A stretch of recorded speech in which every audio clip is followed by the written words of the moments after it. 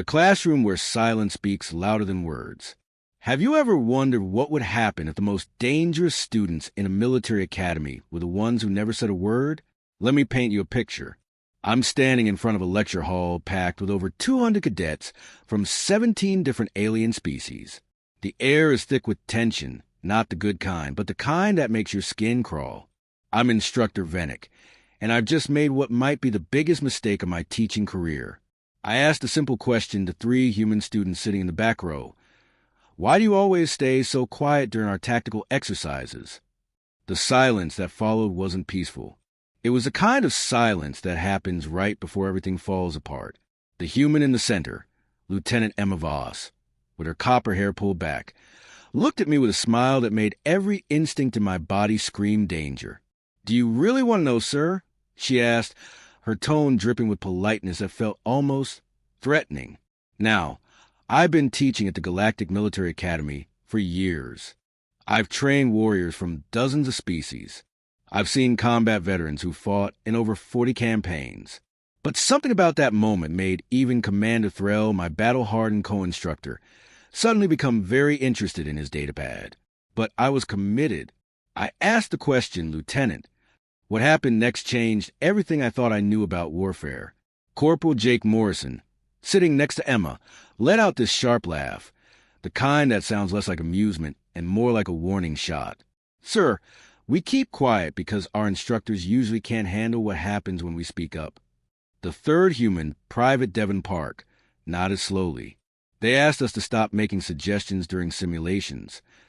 "Wait, what?" "This was the academy, not basic training. We encouraged tactical input from everyone." I told them as much, gesturing at the room where other students regularly contributed their ideas. Emma's smile grew wider. "Yeah, but they're not us." "Ah, human arrogance. I'd been warned about this."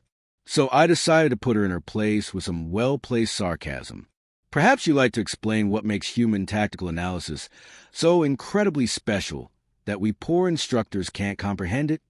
She exchanged a look with her teammates, one of those silent communications that made my combat instinct scream at me to change the subject immediately. I ignored those warnings. "Big mistake. Pull up our combat logs," Emma said simply, "from the preliminary exercises. Then maybe you'll understand why we've learned to keep our mouths shut." Commander Threll's head snapped up. "That's highly irregular. Combat logs are confidential." "We give permission," Jake interrupted. "All 3 of us. Make them public. Right now." The auditorium went from silent to absolutely vacuum-level quiet. Not a single being moved. Fine. I decided to teach them a lesson about humility. I pulled up the first file, a standard extraction scenario. Most cadets took 45 minutes to an hour. The Academy record? 22 minutes, held by a Thrashian combat prodigy. I open Emma's log. Completion time, for minutes, 37 seconds. The room exploded. Cadets shouted, argued, insisted there must be an error in the system. Even Threll leaned forward, his 3 eyes widening in disbelief. "Play the recording," Emma said quietly, and that smile vanished from her face. What replaced it was something calm, patient, and absolutely terrifying. So I played it. The simulation started normally enough. Emma and her team materialized 2 kilometers from a fortified building. They had basic rifles, 1 medical kit, standard armor. The enemy? 35 hostiles with superior positioning, automated defenses, and heavy weapons. What I witnessed next shattered every tactical doctrine I'd ever studied. Emma didn't assess the situation, didn't send scouts, didn't establish a perimeter. She just ran, full speed, directly at the fortified enemy position. Her teammates followed without hesitation, spreading into this V formation that made absolutely no tactical sense. They were completely exposed, sprinting across open ground, making themselves perfect targets. And then it got weird. The automated turrets opened fire and missed every single shot, because these humans weren't moving like any biological creature should move. They weren't running in straight lines. They were moving in organized chaos. Each sudden direction change perfectly timed to where the targeting system predicted they'd be, not where they actually were. Impossible, breathed the Krishna cadet behind me. Nothing biological can process that fast. The humans reached the outer wall. No breach charges. No careful entry planning. Emma just kicked the door. The reinforced security door, rated to withstand plasma charges, shattered off its hinges. Deathworld gravity. Jake's voice came to the recording, sounding almost bored. Everything here is made of tissue paper. They flowed into the building like water, like predators who performed this dance 10,000 times before. The enemy never stood a chance. The humans moved too fast for careful aim. They fired while sprinting, while sliding, while executing maneuvers that should have been physically impossible. But here's the part that chilled my blood to ice. They barely spoke. Just hand signals, tiny gestures, brief eye contact. They moved like one organism with 4 bodies, each member knowing exactly where the others would be, what they'd do, how they'd react. High-value target secured in 4 minutes. Extraction complete in 4 minutes 30 seconds. Total enemy casualties, 35. Total human casualties, 0. Not even a scratch. The recording ended. I stared at these 3 humans, sitting quietly in the back row, their faces completely unreadable. This must be an anomaly, a lucky run. Maybe the difficulty settings were reduced for preliminary evaluation. Pull up Jake's log, Emma said softly. I did. Different scenario. Urban warfare. 12 hostile forces in a civilian area. Objective. Neutralize threats without civilian casualties. Completion time, 3 minutes, 51 seconds. I watched Jake move through simulated city streets like death incarnate. He bent backwards, firing upside down while sliding under a vehicle. He ran, horizontally along a vertical wall, firing 3 precision shots before gravity kicked back in. 0 civilian casualties. 12 hostile casualties. 3 minutes, 51 seconds. Devin's turn, Jake said, and there was something in his voice, pride mixed with dark amusement. Devin's scenario was a hostage situation.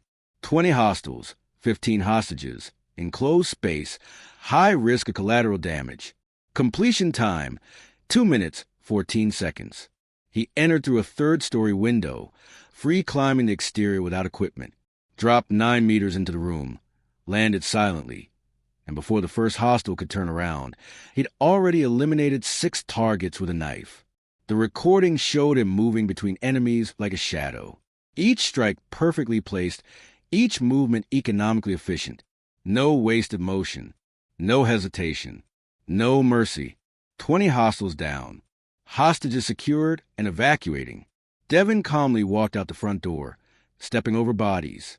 Not a drop of blood on his uniform, except theirs. 2 minutes, 14 seconds. I stood there, my teaching notes forgotten, staring at 3 humans who sat quietly in my class every single day, never offering suggestions, never speaking up during tactical discussions. You understand now? Emma asked, her voice gentle. The way you might speak to a child who just learned a harsh truth. I struggled for words.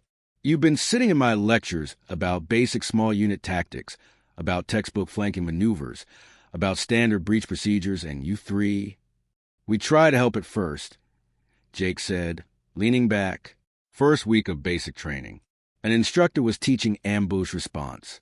Standard protocol, take cover, assess, establish communication, organize counterattack. Standard procedure. I said weekly. Sure. Standard for species that didn't evolve running down prey across open grassland for days. Standard for species whose planet didn't try to kill them every single day. Standard for species who think of combat as a specialized activity rather than just another Tuesday. Devin picked up the thread. So Emma raised her hand and suggested that if you're already in an ambush, taking cover is actually the worst option. You're doing exactly what the enemy expects. She recommended immediate aggressive assault on the ambush position. Hit them before they can adjust, Jake added. Use their own surprise against them. Turn the ambush into a fair fight, then finish it before they realize what happened. The instructor, Emma said softly, didn't appreciate the suggestion. Called it reckless, suicidal, tactically unsound. What happened? I heard myself ask. Emma's smile returned. Next simulation, ambush scenario. We did it our way. Finished in 45 seconds. 0 casualties on our side. Total casualties on the ambush force? 100%. The instructor, Devin said, asked us very politely to stop making suggestions. Said we were, quote, making the other cadets feel inadequate and disrupting the learning environment. So we learned to sit quietly. Jake finished. We stopped offering input. We stopped explaining that most of your tactical doctrines are designed for species that aren't persistence predators from a Class 12 deathworld. We just sit, listen, and do the exercise the way you want them done, even when we know a better way. I looked at Commander Threll. His expression said very clearly, I tried to warn you. How many? I whispered. How many of you are there at the academy? Emma shrugged. About 40 in this year's class, scattered across different divisions. And do they all have combat logs like yours? The 3 humans looked at each other and started laughing. Real, genuine, tears in their eyes laughter.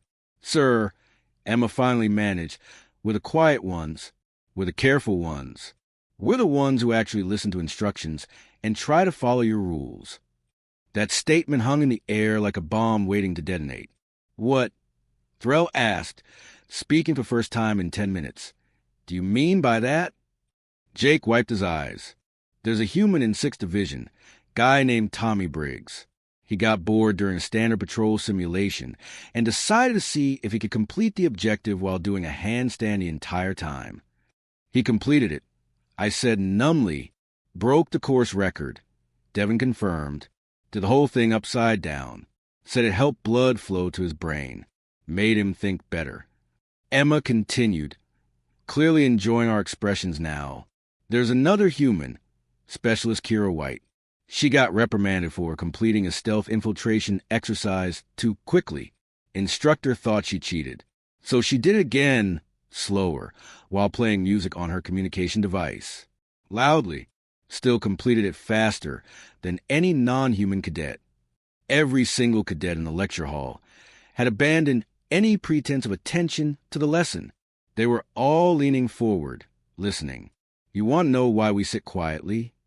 Emma asked, standing up. Because your instructors keep designing scenarios for warriors, for soldiers operating in controlled conditions with logical, predictable parameters. She walked down the steps toward my podium, her movement casual, but somehow triggering every survival instinct I had. But humans aren't warriors who learn to hunt, sir. We're hunters who learn to make war. There's a difference. A very, very significant difference. She stopped 3 meters away. Close enough to speak conversationally. Far enough to seem non-threatening. It didn't feel non-threatening. So yes, she said softly, we sit quietly. We listen to lectures about tactics we discarded 10,000 years ago. We run simulations designed to challenge species who think of violence as an aberration rather than a Wednesday afternoon. We do your exercises your way, getting scores just good enough to pass without attracting attention. Because the alternative, Jake called from the back row, is making everyone else feel like they shouldn't even be here. And we're told that's bad for morale. The silence was deafening. I looked at my lesson plan. Today's topic, advanced offensive positioning in urban environments. I looked at the 3 humans. I closed my lesson plan. Class dismissed, I said quietly. No one moved. I said dismissed. My voice came out sharper than intended. The cadets filed out quickly, casting glances at the 3 humans who remained seated. When the room was empty except for Threll and me, I sat down in one of the student seats. Tell me truthfully, I said, are we wasting your time here? Emma tilted her head, genuinely thoughtful.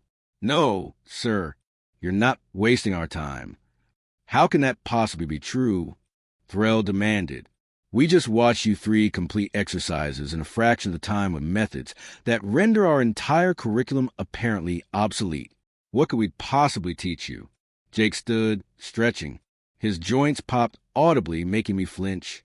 You teach us patience. You teach us how to work with non-humans. You teach us how to think like species who didn't evolve the way we did. That's actually incredibly valuable. Devin nodded. Back on Earth, we train against other humans. We know how humans think. Move, fight. But out here, he gestured broadly, we need to understand how the rest of the galaxy approaches combat. Because someday we might need to fight alongside them, or protect them, or against them, Emma added quietly. The temperature seemed to drop several degrees. Is that a threat, Lieutenant? I asked. No, sir. It's an acknowledgement of reality. Humans have been fighting each other for our entire recorded history. Thousands of years of warfare, of tactics, of learning how to kill each other more efficiently. We got very, very good at it. She sat across from me. Then we reached space and found out the rest of the galaxy thinks of war as something that happens every few generations. A rare, terrible thing. You have entire species that have only fought 3 or 4 conflicts in their entire recorded history. And you find that strange. Threll asked. We find it beautiful, Jake said, sounding genuinely wistful. We find it hopeful. Maybe out here with you, we can learn to be less us. I studied their faces. You want to be less effective? Less capable? We want to be less necessary, Emma corrected. Look, sir, can I be completely honest? I suspect you're about to be whether I grant permission or not. That smile returned. Fair point. Here's the truth. Humans are terrifying.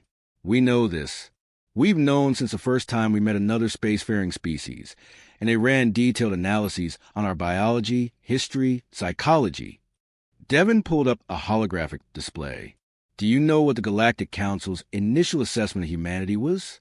The one they didn't share with the public. I shook my head. Class 12 deathworld origin. Apex persistence predator. Binocular forward-facing vision indicating predatory evolution. Omnivorous diet, but with carnivorous dentition. Pursuit hunting specialist. Extreme temperature tolerance. Extreme environment adaptability. Unusual capacity for sustained violence. Concerning pack bonding behaviors. Potential threat level. Extreme. He looked up. That was their scientific, objective assessment. We are, by galactic standards, evolutionary horrors. We come from a planet that tried to kill us every day. So we became unkillable. We hunted prey by following them until they died of exhaustion. We developed weapons, tactics, group coordination that makes us terrifyingly effective at violence. And then, Jake continued, we developed civilization, agriculture, technology, art, music, philosophy, all the things that make us people instead of just predators. But we didn't lose the predator part. We just added complexity on top of it. Threll leaned forward. What are you saying exactly? Emma walked to the star chart. Humanity has been part of the galactic community for 17 years. In that time, we've been involved in exactly 3 military conflicts. Do you know our record? I knew. Everyone knew. 3 victories, Emma said softly. 17 years. 3 wars. 3 victories. 0 defeats. And every single time, our enemies surrendered not because they ran out of resources or lost strategic positions, but because they finally understood what they were fighting. She pulled up footage from the Krell incursion 6 years ago. Human rapid response engaging Krell raiders. The Krell were known as fierce warriors, apex predators from their own high-gravity world. The humans made them look like children playing at war. The Krell commander sent a message after the battle. Emma continued. It's in the official records. He said, we thought we were fighting soldiers. We were wrong. We were fighting death itself. And death was being polite. The recording showed a human sergeant walking through a Krell defensive position, firing with casual precision like she was at a training range. Behind her, 3 others moved in perfect synchronization. The entire engagement lasted 93 seconds. 47 Krell casualties. 0 human casualties. That's why we sit quietly, sir, Jake said.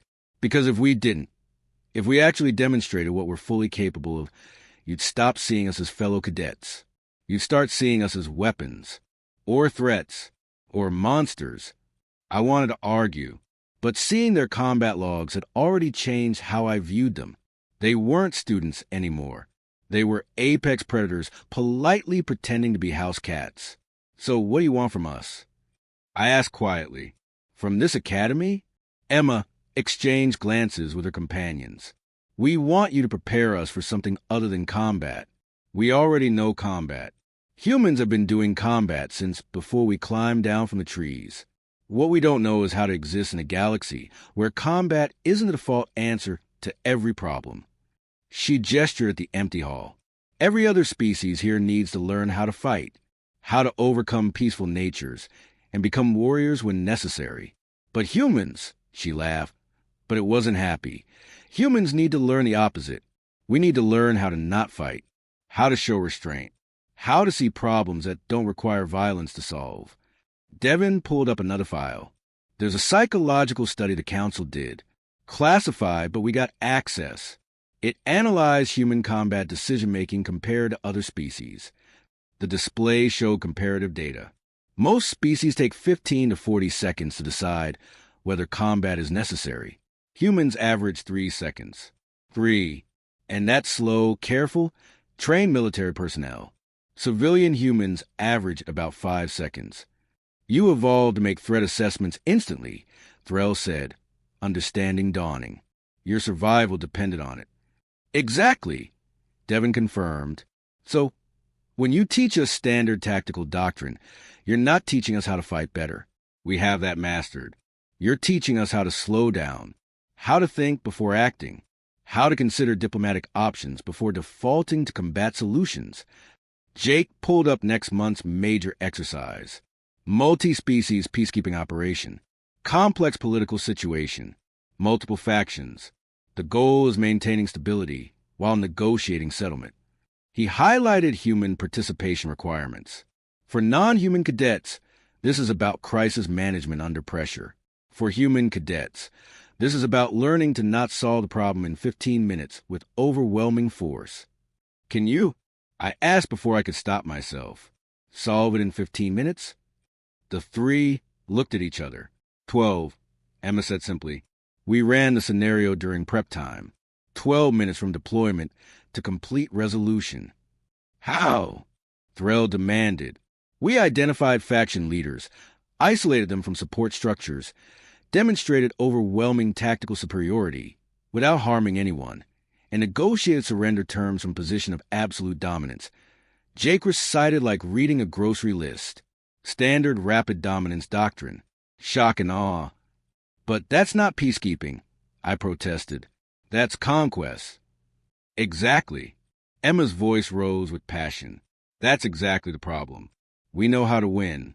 We're really, really good at winning. What we don't know is how to resolve conflicts without winning. How to find solutions where everyone feels heard and respected and nobody feels dominated. She started pacing. Do you understand what it's like to know you could end any conflict, solve any problem with the application of sufficient violence, and then have to not do that? To sit there and let situations develop naturally, let negotiations take their course when every instinct is screaming at you to just fix it. Her voice cracked. We watch scenarios in class where civilians die because the response is too slow, too cautious, too diplomatic. And we absolutely know we could have saved them. We could have ended it. But we're not supposed to, because the galaxy isn't ready for human solutions to problems. The silence was heavy. Show me, I said suddenly. They turned to look at me. Show me what you mean. Not a recording. Right now. The difference between standard doctrine and human doctrine. Threll's eyes widened. Venick, I don't think. Set up a scenario. I interrupted. Live demonstration. You three versus a standard academy tactical problem. But I want to see it both ways. First, following standard protocol the way we teach. Then your way. Emma's expression became unreadable. Sir, are you certain? Some things can't be unseen. I'm certain, I said with far more confidence than I felt. 20 minutes later, we stood in Tactical Arena 7. The scenario loaded. Hostage rescue. Urban environment, multiple hostiles. Civilians in crossfire. Standard 4-year final exam scenario. Record completion time, 38 minutes. Standard protocol first. I instructed. The humans nodded and entered the simulation. I watched them move carefully, methodically, following textbook procedures. They established a perimeter. performed reconnaissance, identified enemy positions, used proper communication protocols, advanced using cover and concealment. It was perfect, textbook perfect. They completed the scenario in 36 minutes, 2 minutes faster than the current record. 0 civilian casualties, all hostages rescued, all hostiles neutralized. When they exited, they looked bored. Excellent work, I said. New Academy record. Now, do it your way. Emma looked at Jake and Devin. Something passed between them.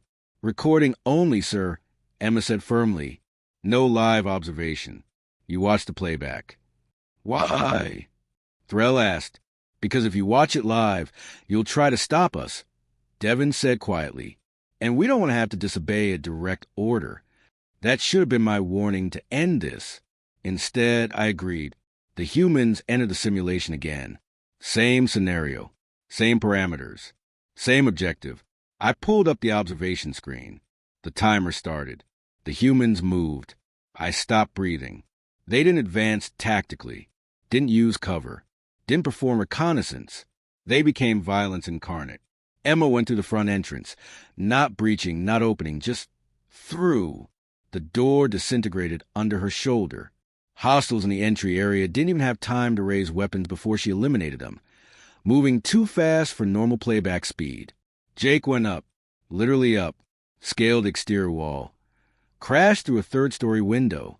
I heard combat sound for approximately 4 seconds, then silence. When cameras caught up, 7 hostiles were down, and Jake was already moving. Devin went around, found a locked maintenance door, a reinforced security-rated door, and tore it off its hinges with his bare hands. Just tore it off, then walked through the building like a force of nature. Not running, just walking. And everything in his path either surrendered or fell. The 3 humans converged on a hostage location from 3 different directions simultaneously. The hostiles never stood a chance. The rescue was executed with surgical precision. Hostages extracted and secured before most even realized what was happening. Total elapsed time, for minutes 11 seconds. 0 civilian casualties. All hostages rescued. All hostiles neutralized. The simulation ended. I stared at the screen, my mind struggling to process what I'd witnessed.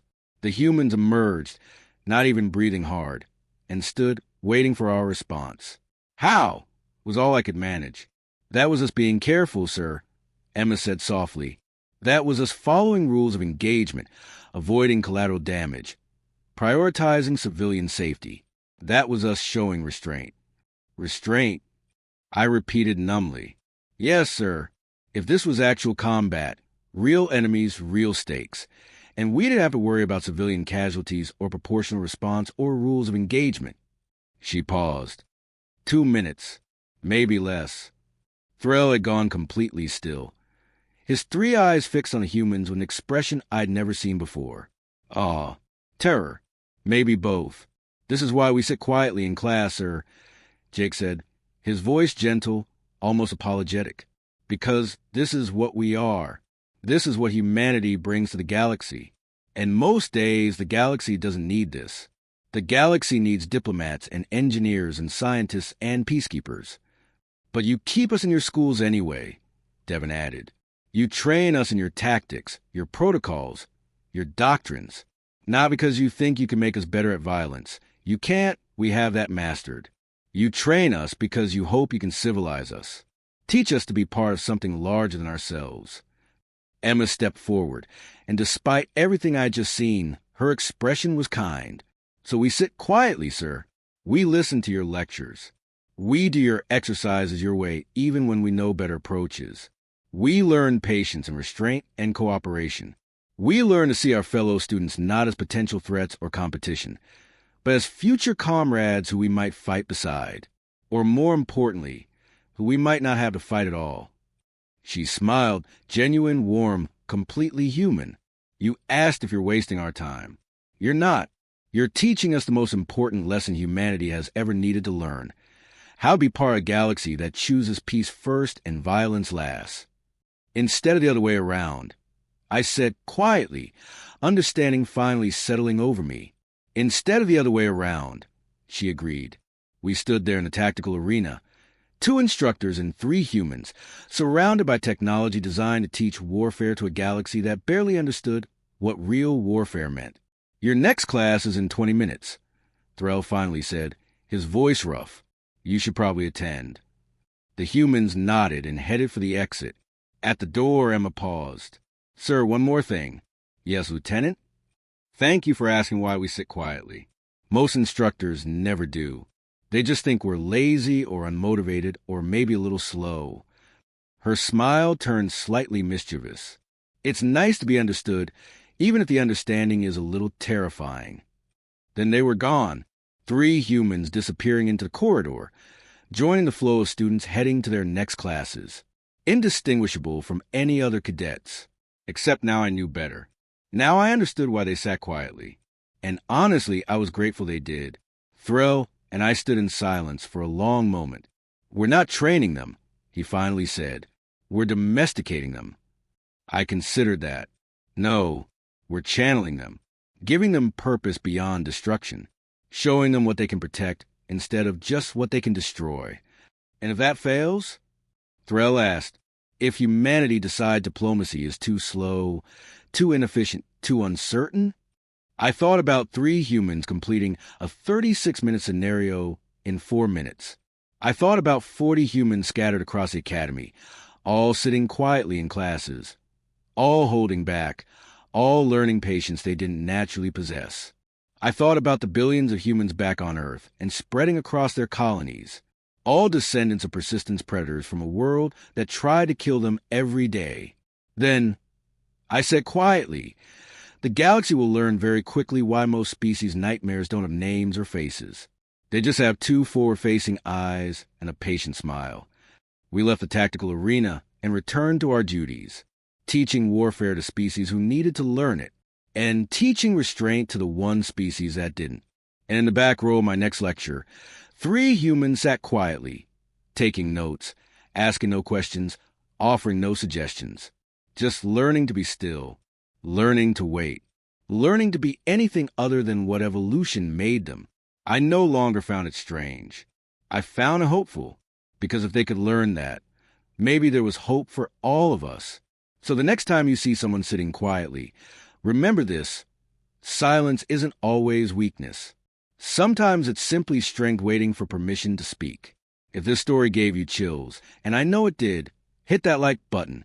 And if you want more stories that make you see the world differently, subscribe, because we're just getting started. Trust me, you don't want to miss what's coming next.